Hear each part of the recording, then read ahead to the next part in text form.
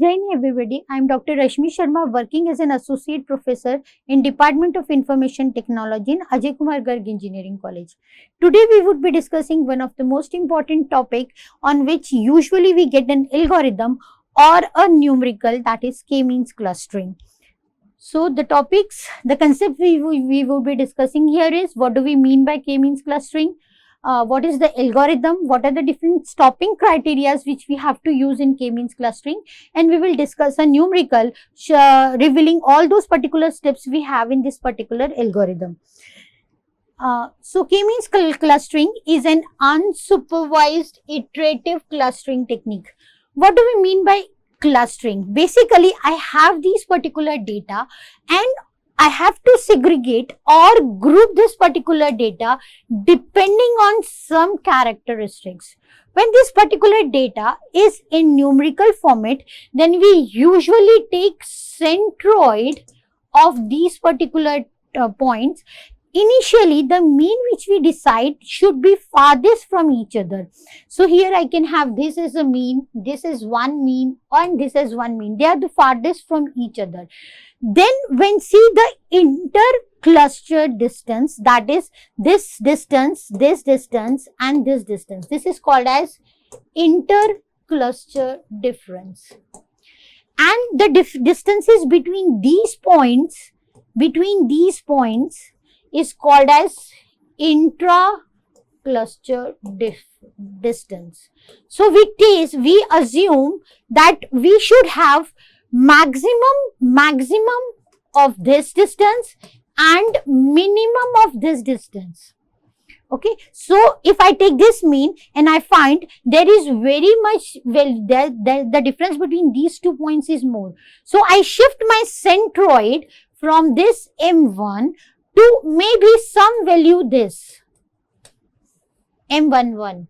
Then I find the distance. Again, the distance is very much. So if I take some point like this one in between, so that I can have minimum distance between all these particular 6 points.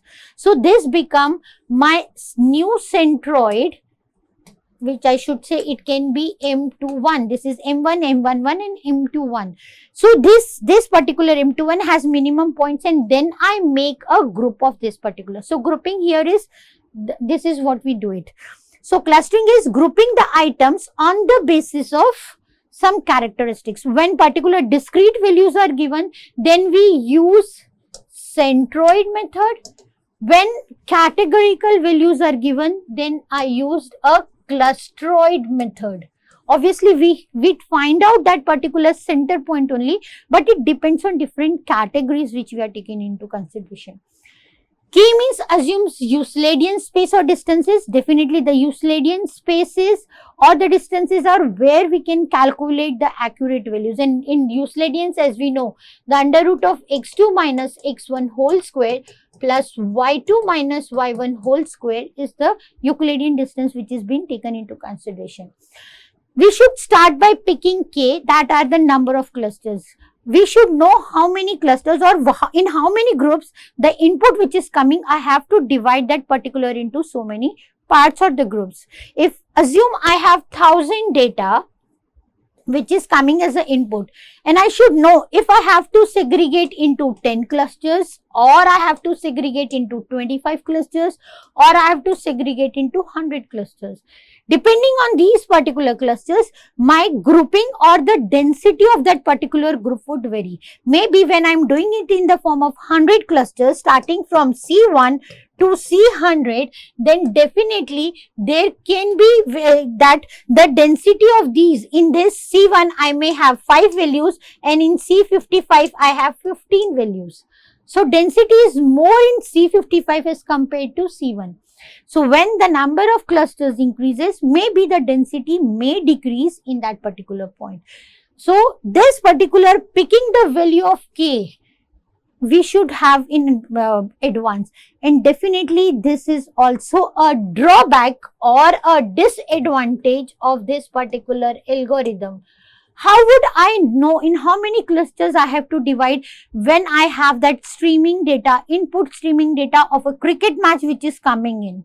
So we arbitrarily select some particular value, and maybe that value doesn't give me an optimal solution, the solution which I exactly require. So I may change the value of k. So we usually do it that we train that particular system previously, and then we give that particular input data, so that we can say that the coming input stream was having k as 20 and it is well defined. I'm getting the optimized results with k equal to 18.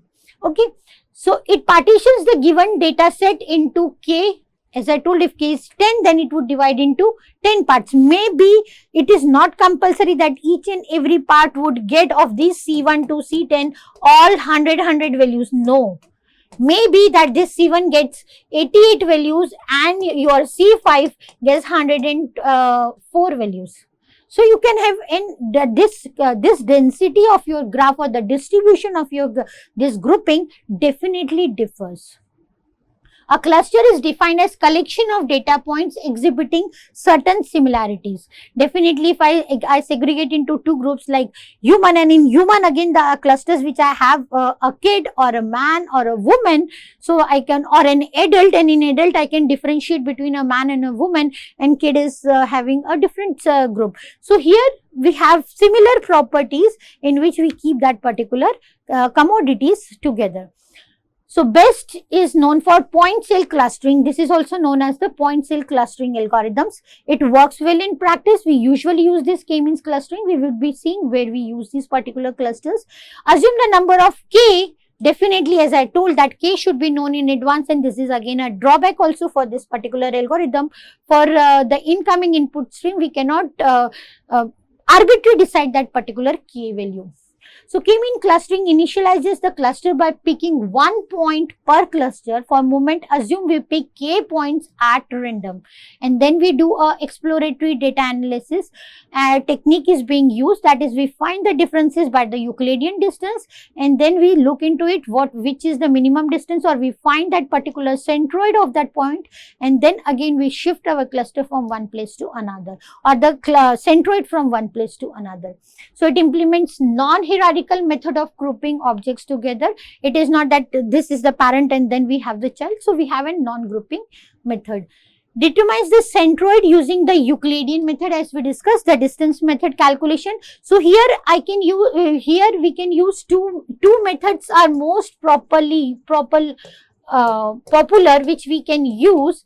Is one is the Euclidean, and in Euclidean, as I discussed, the d is given by under root of x2 minus x1 whole square plus y2 minus y1 whole square. Or I can have a Manhattan distance. In Manhattan, we take mod of x2 minus x1 plus mod of y2 minus y1. So we take this particular distance. So definitely this is also a positive value, and upper is also a positive value. We don't consider the negative values in this particular case. So group the object based one minimum distance. We can take any of this particular method.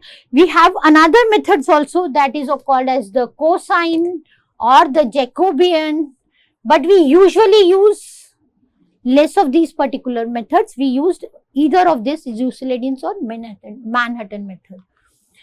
So this we discussed how we can have the interclustering is distance between these two clusters is inter, and distance between these points is intra, like intranet and internet. So this is intra and this is inter. Intercluster distance. This should be maximum and this should be minimum.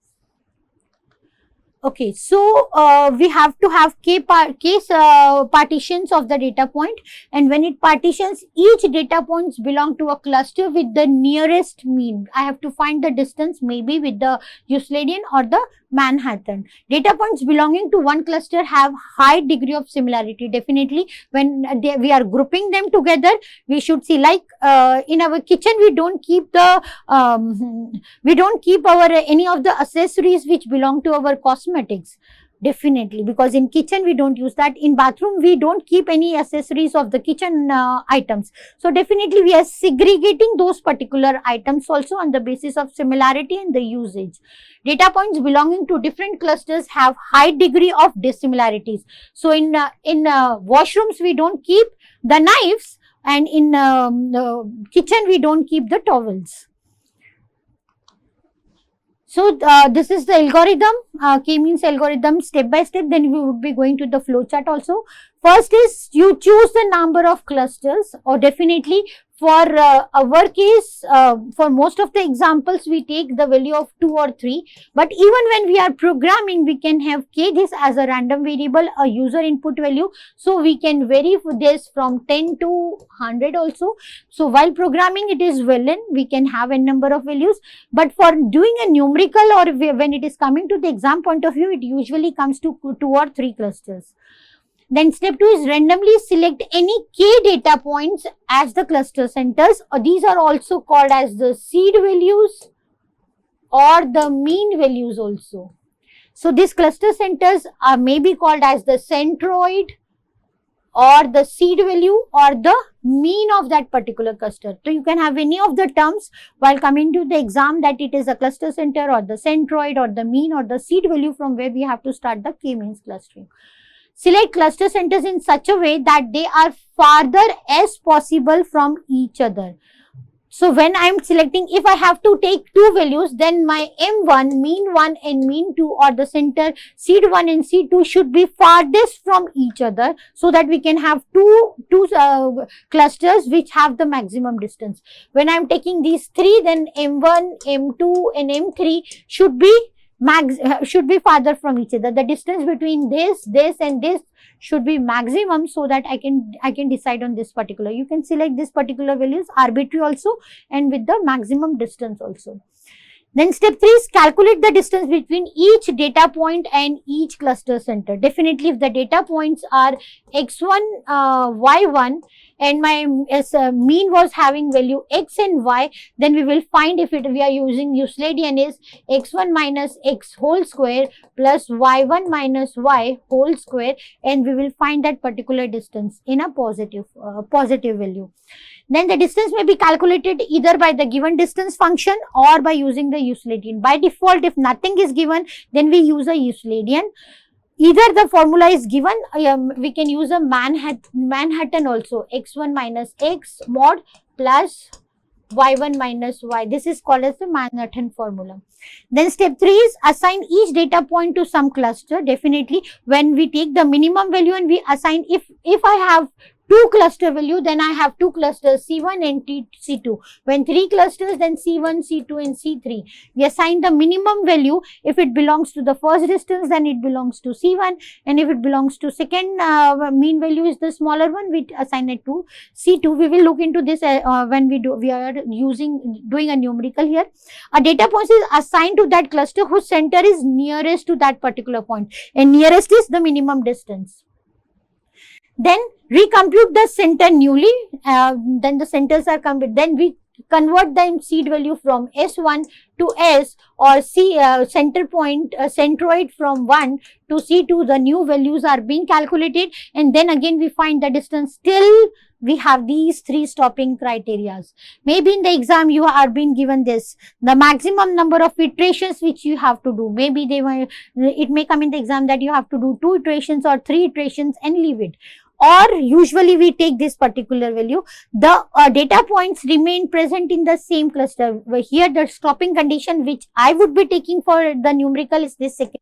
The data point remains in the same cluster from the previous in the next iteration, then we will stop that particular criteria. Then the center of the newly formed cluster does not change. Means the centroid, the new centroid which you are calculating, the new one is equal to the centroid old or the previous step centroid. If the both particular values are same, means there would be no change in the clusters which you are assigning to it. So the input is of the algorithm k number of clusters, and d is the data points, the set of the data points which you want on which the clustering should be done. So we are giving k and this is the data set or the list of your input values. You have to choose k of random data points as initialized centroids. If particular centroid is not being given, then we can randomly select that particular, keeping into mind the distances should be the maximum. Okay, then repeat till cluster center stabilizes. Here the cluster stabilizes are in two conditions: if the centroid does not change or clusters does not change. Cluster values does not change. So centroid do not change, and definitely the cluster value. So there can be two stabilizing condition. Either of them is achieved, we will stop it. Now, allocate each point in D to measure the kth centroid. Compute the centroid of the cluster using the points. So we would be looking into this. This is the flow chart. We have to start. We should know the value of k as we told. Then we should know the values of centroid or the seed value. Then find the distances. This can be from with Euclidean or Manhattan, or it can be cosine, it can be Jacobian, any method which is stated. Otherwise default is this. So default is Euclidean because it uses a Euclidean data space.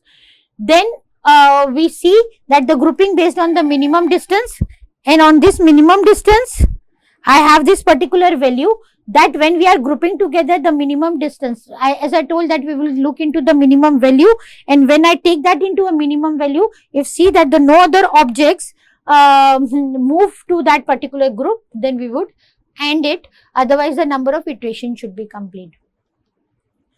So what would be the complexity? Like, see, if I have the k-means is simple, easy to understand and easy to implement. It is relatively efficient. The time taken for the k-means clustering increases linearly with your data points. Here this comes into, I have n instances.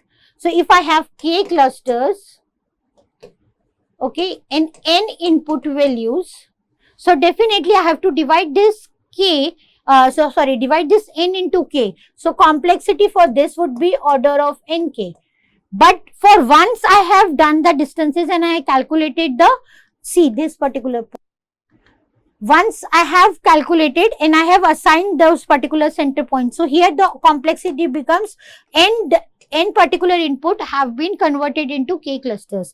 Now I have to recompute the center, and after recomputing I have to do the step 3 to 6 again. Means the number of iterations also come into picture. So here if the number of iterations out to be t, then the complexity again I have to multiply it by t. So n is the input, k is the cluster, and t is the number of iteration. That becomes the complexity of your k-means algorithm. So no other clustering algorithm performs better than k-means. Definitely it often terminates at local optimum value. It can be a minimum value or a maximum value. The technique says simulated annealing for use for clustering, or the genetic algorithm may be used for the global minimum values. So disadvantages, as I told that we should know k in advance. It can handle noisy data and it cannot handle noisy data in the outliers. Definitely the values which are overfitting or underfitting, we cannot take these particular values. The process of finding the cluster may not converge. Maybe at particular some point of time it may not converge. So we have to look into consideration that the maximum number of iterations is reached. It is not suitable to identify clusters with non-convex shape, that is hyperplane or hypersphere. The convex shapes are closed and non-convex are open. So it cannot be used for the open. As for the clusters, I should have these particular closed circles. So I cannot have anything which tells like this, because here the ending point is not there. So I am not able to grouping it. So these are your non-convex shape. These are our convex shapes. So it cannot work on non-convex shapes. So we will look into the numerical. I have to divide that into two groups. Means I have two clusters which I should have C1 and C2. the means should be, if number of clusters should be equal to number of seed values. If I have 2 clusters, then 2 seed values. I have 3 clusters, then 3 seed values. So this is the input data which is given, and the method which is being, we have to use is a Euclidean distance. See, only one value is being given. So I have a formula of Euclidean distance. Formula was x2 minus x1 whole square plus y2 minus y1 whole square. So I don't have this particular parameter. I have only one discrete value. So my formula for this equation comes out to be under root of x2 minus x1 whole square. And if I cancel this out, the formula comes out to be x2 minus x1. That is, if I have this is mean value minus our input value. So if mean is 4, then 4 minus 2, or 2 minus 4, and I am taking the absolute value, because when I am taking the under root, I have plus minus. So I am taking only the positive values, not the negative values. So here the means are being given. For the first cluster it is 4, and for second it is 11. So see, the x values are 2, 4, 10, 12. This was the series which was given 2, 4, 10, 12, 3, 20, 30, 11 and 25. So I have written these particular values. Then done a mod of, here it is mod of 2 minus 4, that is 2, mod of 2 minus, 4 minus 4 is this, mod of 4 minus 10 is 6, mod of 4 minus 12 is 8, 4 minus 3, then 4 minus 16, 4 minus 30, and 4 minus 11, 4 minus 25. I am taking the modulus value, so I have this particular. Similarly, here we are calculating 2 minus 11 mod, then 4 minus 11, then 10 minus 11, and so on and so forth. And here I have 25 minus 11 mod values. So now this is how these values came in these two particular columns. It is clear. I have two distances D1 and D2. Now I will find out the minimum values, either 2 and 9, which is minimum. D1 is minimum, so I am assigning a cluster C1. 0 and 7, 0 is minimum, again C1. 6 and 1, C2. 8 and 1, again 1 is minimum, so C2. 1 and 8, C1. 16 and 9, C2. 26 and 19, C2. 7 and 0, C2. 21 and 14, C2. So what all C1 belongs is 2, 4 and 3. See, I have given cluster C1 as 2, 4 and 3, and C2 has this 10, 12, 20, 30, 11 and 15. Now we find the mean. How this mean is been calculated? 2 plus 4 plus 3 divided by 3, that gives me 3. Then 10 plus 12 plus 20 plus 30 plus 11 plus 15 divided by 6, that gives me 18. These are my new clusters. So I will now find the distances for this. So I will do x minus 3 and x minus 18. So the next is x minus 3 and x minus 18. Again 2 minus 3 mod and so on and so forth. We have calculated these D1 and D2 distances like this. Again find the minimum value. 1 and 16, 1 is minimum. 1 and 14, 1 is minimum. 7 and 8, 7 is minimum. See, this particular value which was in C2 here now is in C1 as the means or the centroid or the values has been changed. So this is a change. In the previous it was in C1, now it is in C2. No, sorry, if previously it was in C2, now it is in C1. Again we have C2, C1, so it's C2, C1, C2, C2 same.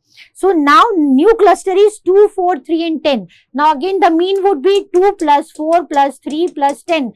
4 values divided by 4. Then 12. This would give me 4.75. Then 12 plus 20 plus 30 plus 11 plus 15 divided by 5, that gives me 19.6. These are again new clusters or new centroids of the cluster. Now the cluster centers have changed from 3 to 4.7 and from 18 to 19.6. So in the next step, I have this x minus 4.75 and x minus 9.6. So again finding 2 minus 4.75 gives me these values. And similarly here 2 minus 19.6. So I am taking the mod value, so it is giving this value. Now again find the minimum one. C1, C1, this is again C1. Here these two values were in C2 and this was also in C2. See previously.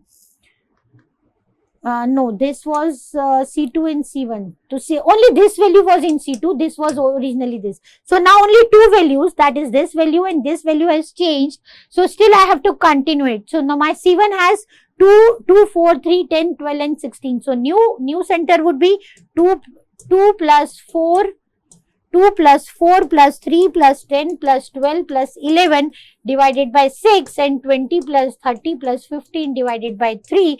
So this value gives me 25 and this is 7. So again my new centroids would become 7 and 25. So for 7 again I have 2 minus 7 and here it was 25.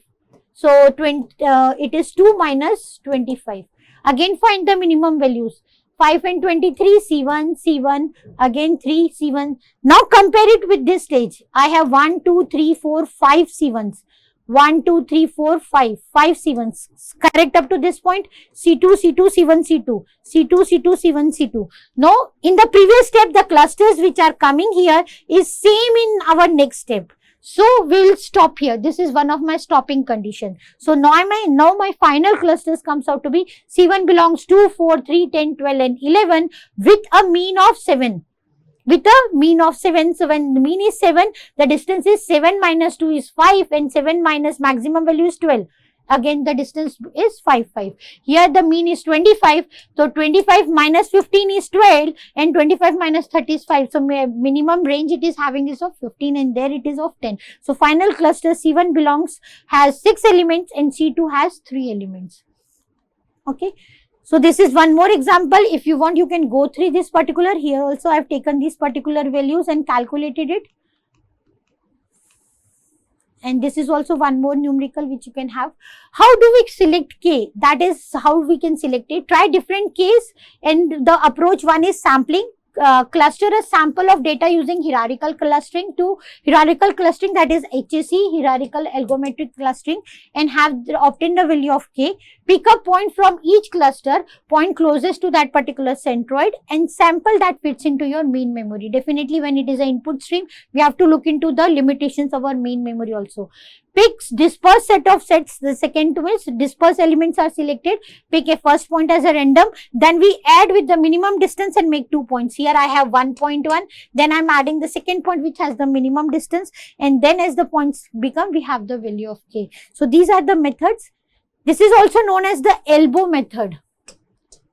Elbow, the elbow of our hand. This elbow tells you the number of clusters which should have the right value. So this is the average diameter and the number of clusters. The diameter is the distance between the maximum points in that particular cluster.